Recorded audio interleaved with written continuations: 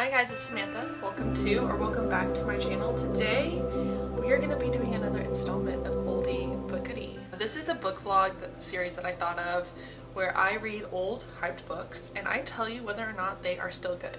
And by hyped books, I mean books that got movie adaptations, books that got the retail, the t-shirts, books like booktube darlings that we all like to talk about, and basically like the mainstream books that everybody read, and we are gonna see if it's still as good as it was. The first book I did read was The City of Bones. I have that linked down below, and today I actually did a Instagram poll, and the two books that I put up there as options were the book that has been picked and also A Little Life. I know I promised to do this vlog, and I will do this vlog, but I'm not mad about getting to do another oldie but goodie vlog because we're reading The Hunger Games, and I love The Hunger Games. I loved The Hunger Games. We're going to find out if I still love it.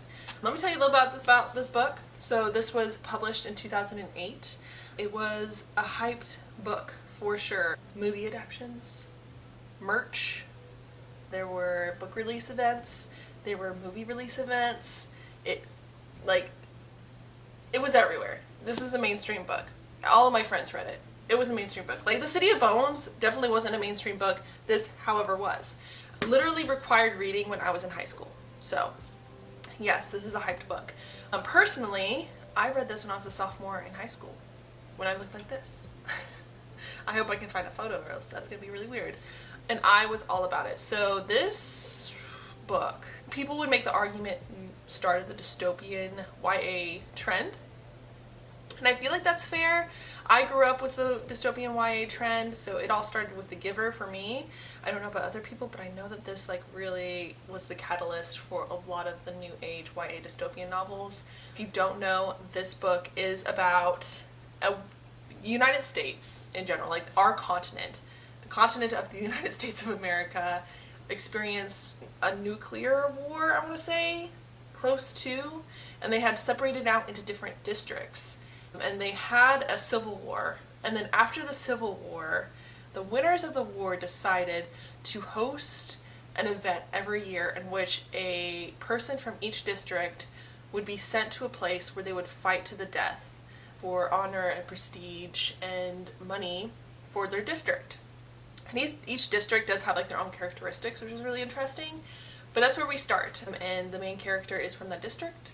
And as you can imagine, she gets picked to go to the games, and it goes from there. Like that is where we are like catapulted into the Hunger Games. I'm excited to read this because I was a fan of this book when it first came out.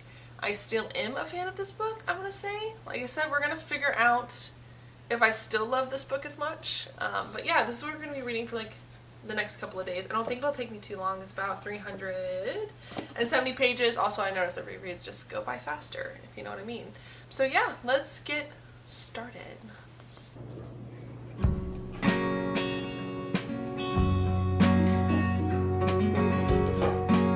you can't tell, I am a hot mess.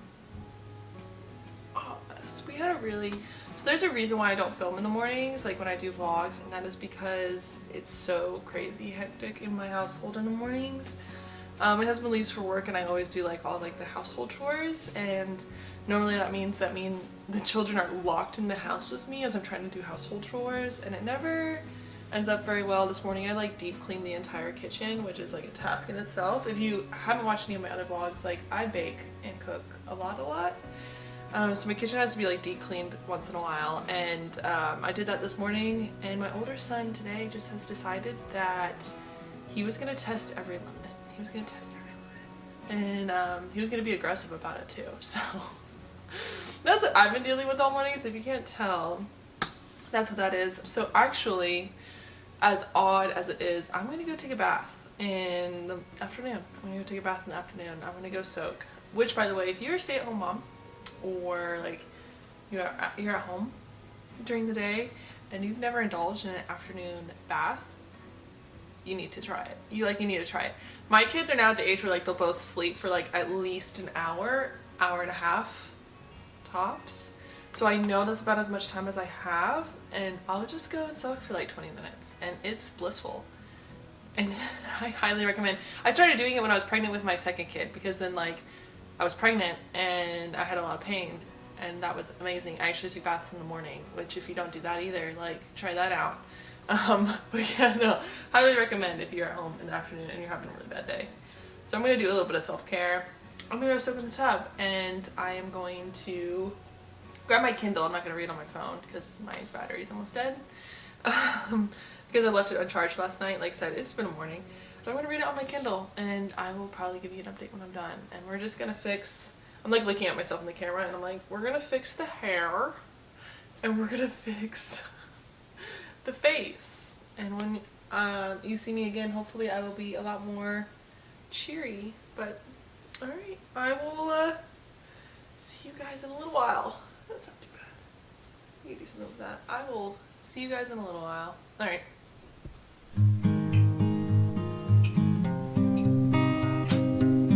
Alright, go take your bath. Hi guys, it's Samantha, post-bath. I am a new person. I'm already giving you an update because I realized that I'm going to annotate the crap out of this book. I don't know if it's because this is the first book, and I'm sure Suzanne Collins is trying to start off with like introducing you to Katniss as a character and showing her her personality, but there's so much foreshadowing to how this is going to end, and it's killing me. So like starting right off the bat, like you see that Katniss is the survivalist. Like she is not playing. Everything to her is either is to survive. Like any decision she makes is in order to survive. So like for example, there's a great scene of like foreshadowing here where she talks about a lynx that had started following her around the woods. He was looking for handouts. It became his official nickname for me, Catnip.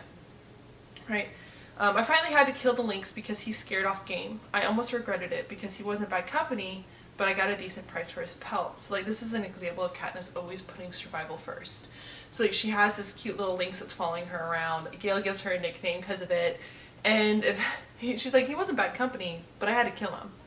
And I got it because he was scaring off game. Like he was scaring off my ability to survive. And I got a decent price for his pelt. So not bad, right? And then you also get the scene talking about there's never been anything romantic between Gale and me. Talking about the girls who were hanging out with Gale because he's good looking. And she's like, it makes me jealous, but not for the reason people would think. Good hunting partners are hard to find. So she's already associating Gale with survival. So she keeps Gale around. She's friendly with Gale. She's friends with Gale because he assists in her survival. Like, it's so crazy. Like, Suzanne Collins did that. Like, that is so crazy. And then I did go ahead and highlight, like, the part where it says in 74 years we've had two victors, only one is still alive, when she's talking about Haymitch, because I'm wondering if in the Ballad of Songbirds and Snakes, if we don't see that reference again. I mean, that's part of the reason why I wanted to reread this book anyways, because I am going to read Songbirds and Snakes later, and I just wanted to see, like, how much they connect, if that makes sense. And then the last, like, I have a couple more, just, like, examples of Katniss being, like, the survivalist. So Prim was picked as tribute, and she has just volunteered. And she says, because this is upsetting me and I don't want to cry. When they televise the replay of the reapings tonight, everyone will make note of my tears and I'll be marked as an easy target. Like, she just volunteered to be tribute, and she's already playing the game. That's how her brain works. It's so intense. So intense. And then, of course, like, the classic line, I stand there unmoving while they take part in the boldest form of dissent they can manage. Silence. Which says we do not agree, we do not condone, all of this is wrong. I guess the writing, I see why this is so, like, crazy. Everyone already loves this. And then one of the other last parts I'm going to mention is, like, Peeta has just been chosen as tribute. Peeta's walking up to the stand, and what she has to say is that the shock of the moment is registering on his face. You can see his struggle to remain emotionless, but his blue eyes show the alarm I've often seen in prey.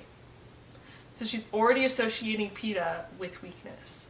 She's already associating him with, like, with failure, with she's not going to be able to survive. Like, he's not a survivalist. He's not like me.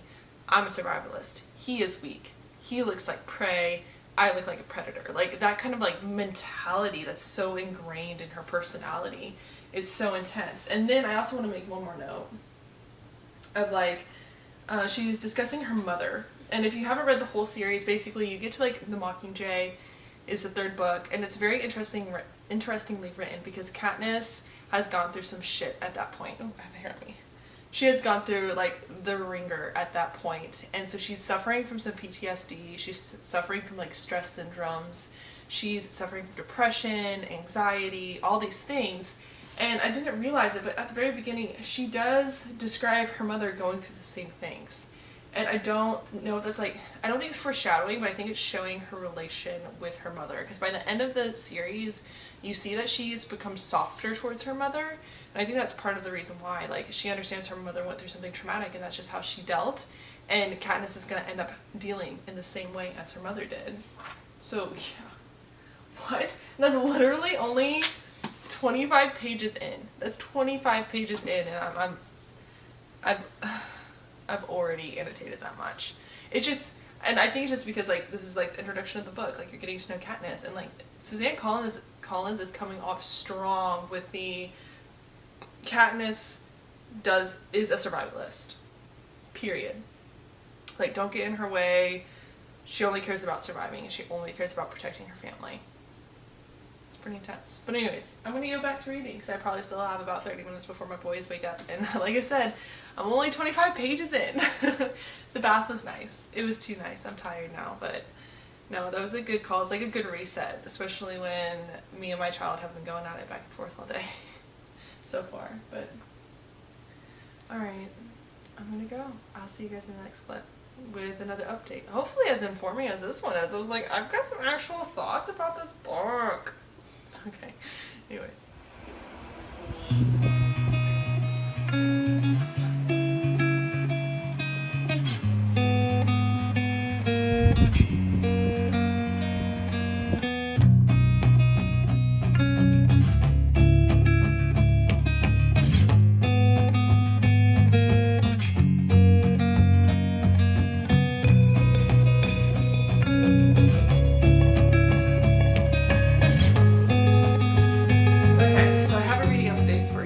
Only 25% in to the Hunger Games right now, but Suzanne Collins is doing the most.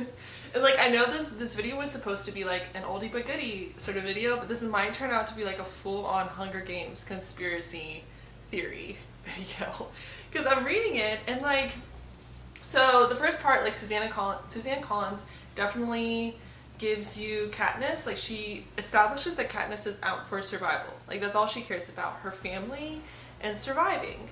And then she sets up Peeta. But she does it so subtly, and I think it's because it's through Katniss's eyes. And as a reader, you don't quite catch up on the nuances of that until you go back and reread it, at least for me. On this reread, I'm really noticing that she's introducing Peeta as well to us. So, like, there's instances of Peeta having one-on-one conversations with people, like with Haymitch. So Haymitch comes into the train, he gets sick all over himself, covered in his own vomit, and it's Peeta who takes him back and, like, cleans him up, right? And then later on, Katniss and Peeta are having a moment, and Peeta just, like, casually mentions that him and Cinna were on the rooftop talking. And, like, so you're getting all of, like, these one-on-one moments with Peeta and these other characters, and it gives you the feeling of, like, warmth, of, like, kindness. And it's funny because when you're seeing it from Katniss's point of view, especially when the first time you read through this book, you're also, I mean, as a reader, like, you're partial to Katniss's viewpoint, and she's seeing this as, like, tactics. But upon rereading it and knowing what ends up happening with Peeta, like, how his character develops, you know that this is just Peeta. Like, this is just him being kind. This is just him being, like, a person, being friendly. I think one of the bigger ones is he hasn't accepted his death. He's already fighting hard to stay alive. So this is him, like, this is Peeta just talking to people, waving at people on the train, like, just being a friendly, nice person. And she's seeing it as a tactic, but upon rereading it, you know that Peeta is literally just being nice. Like, he's just being nice. Oh, and then the situation where, so Katniss notices one of the boxes, which is like a indentured slave servant. They had committed a crime, and the Capitol has decided to utilize them as in like a servant sort of presence. Katniss recognizes one of the servants, and then Peeta picks up on how like awkward it is for everybody else, and changes the subject, and Katniss is able to go along with it. So like even now in the initial parts of their relationship, they're starting to create their own language. So like Peeta mentions the roof and how it's windy up there, and Katniss picks up on like, oh, he wants to go to the roof and talk where people can't hear us, where we can't be spied upon. And it's just so interesting, like those small little nuances that show like Suzanne Collins developing this relationship between these two characters. It's just wonderful. Also, speaking of conspiracy theories, at some point there's a discussion about how the game makers weren't paying attention to Katniss during her like whole moment, and there was, let's see, Epi says, well, it serves them right. It's their job to pay attention to you, and just because you come from District 12 is no excuse to ignore you. Then her eyes dart around as if she said something totally outrageous. I'm sorry, but that's what I think, she said to no one in particular. So I wonder if Effie, if people in the Capitol are spied on, and they know that. Because Effie's saying that, you never ever, Effie never says anything wrong about the Capitol. And that's like this a little bit of like a rebellion in her own self. And it's like she's looking around the room to see if anyone's listening to her. I'm like, is that too far? Is that too far into like a conspiracy theory that like people in the Capitol are also like, I don't know, like oppressed by the Capitol? Because you like see them in their life and they're like, they have everything they could ever want. That's how Katniss sees it, like food at the touch of a button, a machine that does her hair for her, like all these things. But then you have Effie who's afraid to say something, who's so polite and is so strict about, you need to be polite, you need to watch what you're saying, you need to be careful about how you present yourself. And I wonder if that's because the Capitol has trained these people to be that way through oppression. Mind blown, but that's what I'm thinking. I think that was like the slight hint at that. Because even her stylists do it. And it's not until like I think the Mockingjay where like Katniss kind of addresses that like they themselves were very brainwashed, and it's interesting. But anyways, like I'm only 25% in. There's gonna be a lot of talking I feel like in this video, so I already apologize. But yeah, today I'm just hanging out with the boys. It's a normal weekday. I got some Starbucks this morning. London Fog with soy milk and vanilla. And vanilla is top tier. I need to find a way to make it at home because it's gonna be my drink this fall. I already know it. Like, I love pumpkin spice, but I think a London Fog is gonna be my drink this fall. Anyways, I will talk to you guys later. I'm hoping to get 50 to 75% in today. I want to do a big chunk today so that I can continue on with my read of The Priory of the Orange Tree, which you will see in my wrap up. But alright, I will talk to you guys later. Bye.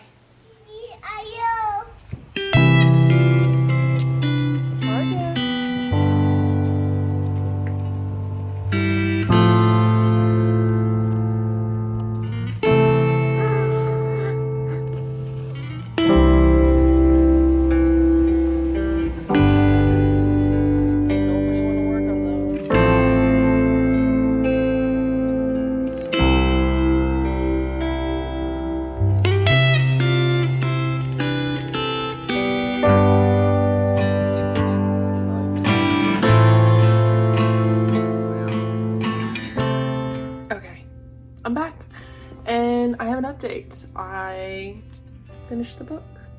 So this reread, first off, we're just gonna start off with this reread, was top notch. Top notch. I also have to make the point of saying that like I hate movies for the fact like I can't go back and unsee the movie in order to read the book without that bias of the movie. I don't know if that's the same for some other people, but that's definitely for me. A lot of these characters I was able to unimagine as the actors, except for Cinna. Cinna is Lenny Kravitz. He will always be Lenny Kravitz. I will never be able to imagine Cinna as anyone other than Lenny Kravitz. But everyone else, I think I even remember like the first time we went to go see the movie that the differences in the movie and the book were well done. Like it was a well adapted book. There's a lot of discussions in this book about like not losing yourself and not letting other people influence who you are and what you're going to become. Basically, that's the metaphor. I mean, in this book, we're talking about the capital, like your government changing who you are by throwing you in a freaking arena to kill other kids. But I remember that in the movie, Kato at the final, like right before he dies, is the one who like gives the speech about not changing, having become a monster while in the arena. And it doesn't actually happen in the book. And I almost wish it did. I wish that there was like a little final moment between them and Kato. I really do. I was missing that. And that's something that they added into the movie, which was really interesting. I think that Rue's death the second time around really impacted me a lot more. I don't know why that is. I just think maybe the first time I was reading it, it was just so much information input. And like this time as a reread, I'm able to like go in and take out like the big major plots and look more into like the smaller messages and the smaller subplots. And Rue's death 100% took me by surprise at how emotional I got for that. It was very good. The Peeta Katniss romance, absolutely loved that. I think there at the end, it's so weird because like I want to say it's like the last 20% of the book, you're like getting the ending of the games, and it just went by so fast. I don't know if other people have experienced that, but it just went by so fast. I feel like it was almost rushed, as weird as that is. I don't know. I remember in my first read that I liked the ending more. This time I didn't like it as much. I wish that we had more time with these characters. I wish we had more time showing them post the arena. And I get the fact that like they put Katniss in like a coma-induced state in order to like fix her up before they did the whole PR spiel, but I almost wish it didn't happen, as weird as that is. I wish we had more time with Peeta and Katniss before they went back home. I do, because I think you would have gotten a lot more of like what happens. Well, maybe that's the case. Like we make up for it in the second book, where you get a lot more Peeta and Katniss and like their relationship and how the games affected them. I think the big point I found with this book as well is I understand now why District 13 thought Katniss was such a princess. Because you haven't read the whole series, by the end of it, you find out that District 13 is a thing, and there's a whole group of rebels. And they've been watching the games as well, and they've seen Katniss in this first games, and I understand why they think that she's just like some pretty flower princess, and why they rallied behind Peeta more, that being before like Katniss actually got there.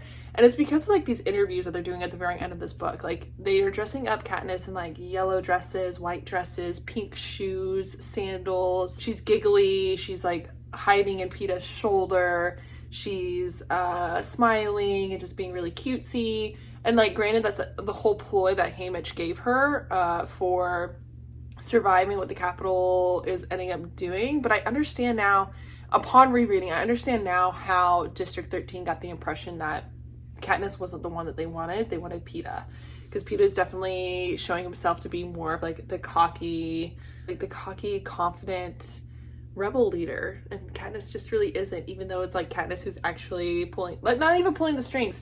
I think that's what I love about the series so much, is like Katniss doesn't even want to. Like Katniss doesn't want to. Katniss is like, leave me alone, I want to be with my family, I just want to survive, I just want to make everyone around me safe, the people I care about safe. I don't give a crap about the Capitol, I don't give a crap about your rebellion.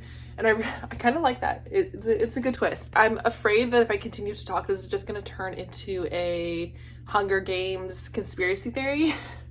Because I think that's the other thing as well, is they mention Haymitch and his games a couple times in this book, like they hint at it. I don't remember, I'm actually going to grab it. I don't remember if, I believe it's after this. And I'd be interested in seeing that, to be honest with you, as weird as that is. If Suzanne Collins came out with a Haymitch games and like showed what Haymitch did during those games, I would be very intrigued, because they did mention it several times in this book, like how did Haymitch win, because he doesn't actually have any skills, and Katniss comes upon like the realization that it's because he's smarter than everyone else. So I kind of want to see his games to see how he outsmarted all the other districts, and how he was able to rally people behind him to get sponsors. So I want to know Hamish's game. I know this is Snow's game, but I want to know Hamish's game. Also, Snow took a lot of it, like a smaller part in this book than I thought. Maybe it's because of the movie. You get more Snow, you get more President Snow, but in the book he only makes an appearance twice, and he doesn't say one word. Does not say one word to Katniss. Or maybe I take that back. He thinks like he congratulates them for winning the games, and that's it. So that was very interesting. I am now excited to get into this book, to see an earlier game, see a more brutal games apparently, see President Snow being the creeper that he is. But this is a goodie. This is a goodie. I highly recommend rereading this book, especially if you're a fan of the movies, especially if you're a fan of this book when it first came out. It's a great reread, and if you've stuck around this long, don't forget to subscribe and like the video. It's just a favor. It does, my channel good, and I highly appreciate it. Not only that, but check out all the links down below to support the channel, and I will see you guys next time.